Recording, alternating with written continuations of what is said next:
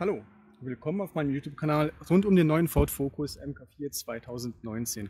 Heute geht es um den Notschlüssel. Was passiert also, wenn die Batterie leer ist? Entweder von der Fernbedienung oder vom Auto selbst. Wie kommen wir wieder ins Auto rein? Dafür nehmen wir unseren Schlüssel, drücken auf diese zwei Vorrichtungen hier. Der Deckel geht leicht auf. Wir heben ihn an. Und es kommt der Notschlüssel zum Vorschein. Diesen holen wir raus. Ich lege jetzt mal das Ganze zur Seite, sonst geht er auf. Man steckt ihn rein.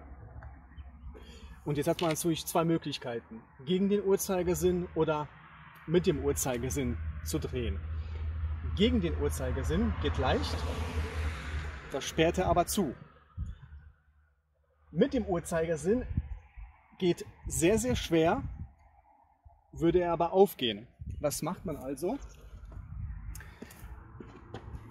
Man nimmt diesen Schlüssel und benutzt das hier als Hebelwirkung. Also, diese Vorrichtung geht auf und wir drehen auf und das Auto ist auf. Geht auch natürlich wieder zu. Fertig. Das Ganze funktioniert rein mechanisch. Also wenn die Batterie, die Autobatterie, komplett leer ist, könnt ihr trotzdem noch mit dem Notschlüssel ins Auto gelangen. Hier und da kursieren im Internet Gerüchte, dass wenn die Autobatterie leer ist, es dann nicht mehr funktioniert, ins Auto einzusteigen. Das stimmt nicht. Gut, das war das Video zum Notfallschlüssel.